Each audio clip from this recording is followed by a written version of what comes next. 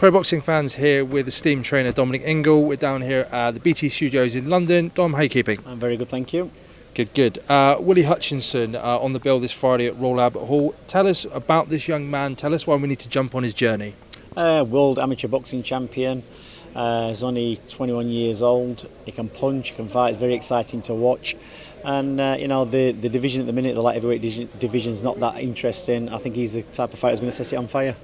When a young boy or girl comes into your gym and maybe asks for your help and wants to join, wants you to train them, what are you looking for in a young steed coming through? You know what? I'm not looking for a great deal. I mean, I'd read all about Willie Hutchinson anyway, so he's well accomplished anyway. He's a good fighter. It's just taking off the rough edges.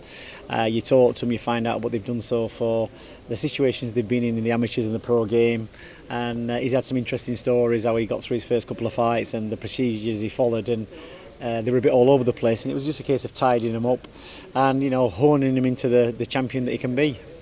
And when they're in there, I think this is his 9th or 10th fight. I think this is his 10th one coming up, yeah. What are you actually looking for him to get out of this 10th fight? Because I know that you're getting used to being out there under the lights, but what else are you looking for? I mean, most of the stuff he does is in training anyway, so basically you're putting into practice what you learn in the gym into a fight. So the stuff that you work on in training camps, look who he's fighting, have a little bit of a game plan together. Like the kids he's fighting aren't world beaters, but they've got a lot of experience. They've been in with a lot of experienced kids, and when he's fighting these people, if you haven't got the experience, these type of people can trip you up. So it's knowing how to deal with them, what they bring. So when he does get into the bigger fights, he knows how to deal with the holding, the hitting low, all the little dirty tricks that these fighters can pull in. So he's working to a game plan. We've had a look at the guys fighting. We've got a specific game plan. It's about making Willie stick to that plan. Have you ever dealt with a fighter who has been excellent in the gym but just not been able to, frustratingly, being able to perform under the lights? Very far and few between. What you tend to do is you get fighters who are great in the gym and then they blow hot and cold. They don't tend to just be blowing cold, so they can be very inconsistent. And then you get fighters who aren't particularly brilliant in the gym, but they're very consistent when they fight. So there's lots of variations, but the true measure of a fighter is when the pressure comes on top. And you start getting hit, they know how to deal with it. That's it. You just see so many fighters unravel from that point onwards, and you give them the tools to deal with that, whether it's holding, surviving, getting through the round. I mean, take for example Billy Joe Saunders' last fight when he boxed for the world title. He got clipped in one of the rounds 5 or 6 for maybe half a minute, and if you'd have missed that bit and then come back and watch the rest of the fight, you would have never thought it had made a great difference in that fight. But he recovered well from that, almost to the point where at the end of the round you would never believed he'd been clipped. It could have even been a 10-10 round that. So, and that's what you've got to have. You've got to have that experience to be in that situation, get clipped by a shot, and then be able to turn that round or survive that particular round, and then come back strong for the rest of the fight. That it's had no bearing on the fight. That's what you've got to teach these type of kids. Just one thing you can't teach again is getting cut, I guess. Tyson Fury at the weekend battled through a sea of blood to overcome Wallin. What do you tell your fighters? Just trying to get a closer insight into the trainer-fighter relationship here. What do you tell them if they get cut? Is there a procedure that you have? Yeah, they know the procedure. I always tell them if they get cut, leave it to me. Trust in me. Don't worry about the cut. Don't be dabbing your eye. Just there's not going to be blood running into your eye. The referee's not going to stop it. They're going to give you every chance they can. So the main thing is not to panic. And Tyson Fury is well experienced. He's had a lot of fights, and all right, it can affect what you're doing. But the one thing it won't have, put in his mind that he's got to finish this guy off quick because it's gonna. Well, it might have done that, but he wouldn't be under immediate pressure to. He wouldn't have changed his game plan because he could have walked into danger doing that. I think at the end of the 12th he got clipped, probably because he couldn't see out of it. But the one thing when you get cut is not to panic. Leave it to your corner to sort out. It's only in really, really, really bad cuts, and his was that they get stopped. But he was the home fighter. He was winning the fight, so the referee's not going to stop it because he's not in any danger. It's not like he's losing the fight and there's blood pouring in his face. It's different. It depends where you are when you get the cut. Are you winning the fight? Are you losing the fight? Are you shipping a lot of punishment or not? And that's what that's what we have to weigh up. So this is explained to the fighters before they get into the ring, the situation. Mentioned Billy Joe Saunders coming back to you. What's changed, Dom? Nothing's changed. Obviously, Billy's now at super middleweight. He's making the weight a lot easier. He's with a different promotion company now who can probably get him more fights where he needs to be. And that's important for somebody at Billy's stage. He's 30 years old. He needs direction. He needs the big fights. He needs the carrot on the end of the stick to tell him where he's going. And I think, before he was just like wandering around. He'd been middleweight champion. He's now super middleweight champion. he needs to be in the situation where he can get the big fights. And I just think where he was previously, he couldn't get those big fights. He's fighting on the card of two YouTubers, two schools of thought. One is that it's going to bring more fans into the sport. The other side is that these guys being licensed in some circles is being made a mockery of the sport. Some comments being made. Where do you sit on that spectrum? They've got their own particular audience. The YouTubers, they've got their own audience, and they're going to bring in fresh faces into boxing. Whether they convert over to normal boxing, I don't know, but any exposure to normal boxing, to proper professional boxing, can only be good for boxing. Whatever the retention is, whether it's 10%, 20%, 30%, whatever it is, because a bigger fan base means more ticket sales and everything else, more money in the game. So it's a good thing. I think the more exposure that boxing can get, the better. If they're the main draw, if people are buying tickets to see them, well, that shows that they've got an attraction. It's like, if whatever you want to go and buy, if you want to go see a film or a pop concert, you're only going to pay silly money to watch what you want to watch. You're going to watch your own band, or you're going to watch a movie you want to watch. You're going to spend your money, and how these people decide to spend their money is down to them. So I think it's a very good idea. It'll fall or stand by its own merit at the end of the day. Maybe people will just get switched off to it. Maybe it's going to be a good scrap. Maybe it's going to be entertaining. Maybe it's not. We'll only be able to make that determination after the event.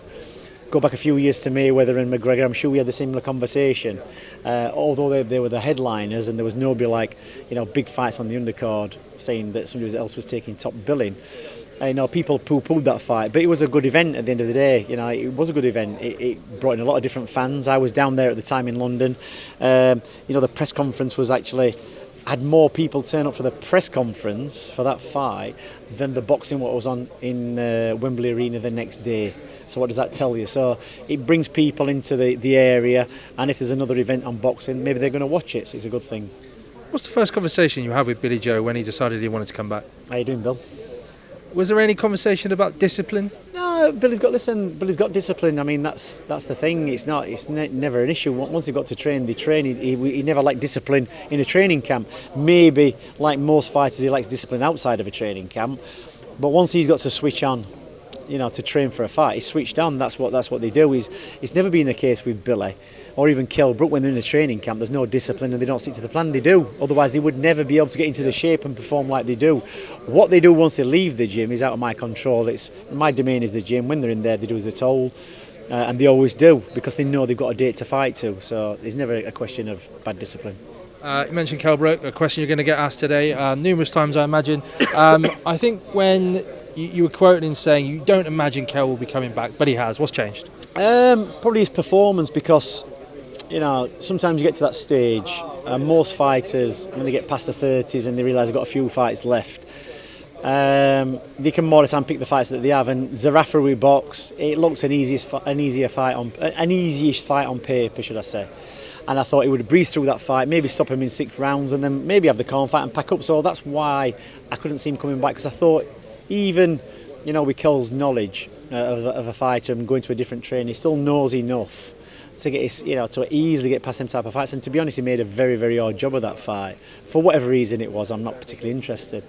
And if he'd have won that fight, he definitely would not be. I'm sorry. If he'd have won that fight very convincingly, or stopped him, or put in a brilliant performance, he would definitely not come back. But he didn't do that. But I expected him to put in a great performance, and he didn't. So it's not rocket science. You make a mistake. You don't box like you should box. You go back to where you do box good, and that's what he did. What goals does he have left at this stage in his career?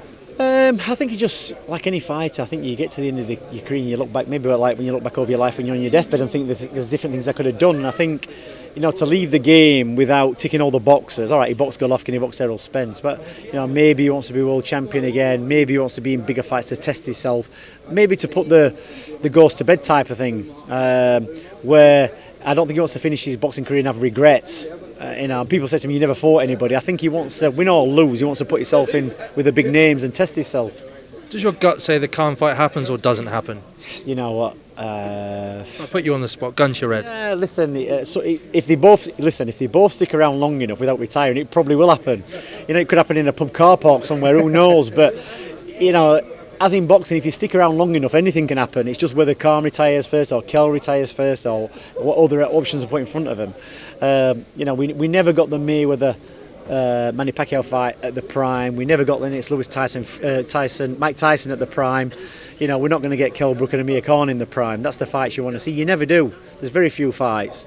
You know, Marvin Hagler against Sugar Ray Leonard. Leonard wasn't at his prime. He came out of retirement. So all these big fights, you know, they come along when the fighter's probably not on the best. It would have been a great fight to see in the prime. It probably can happen, but I don't know when. One man who's definitely past his prime is Nigel Benn.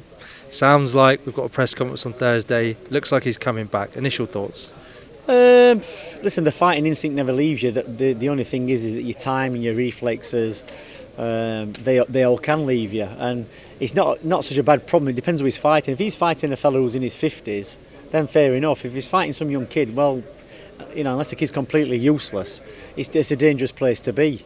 So I can remember going back a few years back, Jeff Fennick boxed somebody, one of his old foes, and you know, it was I think it was when was it? It'll come to me. But you know, after so many years, he was in his late 40s. It's like, you know, it's a dangerous place to be. You're going to get, you know, much more damage when you're older. Your body's obviously getting older, aging. You know, things can break a lot easier, your bones, your tendons, everything. So it just depends who he's fighting, really. And you know, if he's fit and he passes medicals, you know, let him do it. It's you know, men fight, don't they? That's what they do. Men do fight, and I just want to ask you, I guess, slightly on a personal side of things. Will it be nice to have Kell and Billy? I know it's a place of work, but from the camaraderie side of things, will it nice to have Kell and Billy Joe, you know, characters back in the gym again? Well, if you look at our gym, regardless of Billy Joe Saunders, when Billy Joe Saunders and Kell left, we had Liam Williams, got Nicola Adams, got Willie Hutchinson, Jason Quigley, Kid Galahad, you know. So we've got all these characters anyway. Having Billy and Kell, yeah, the thing is they all bounce off each other, they all challenge each other, they all push each other.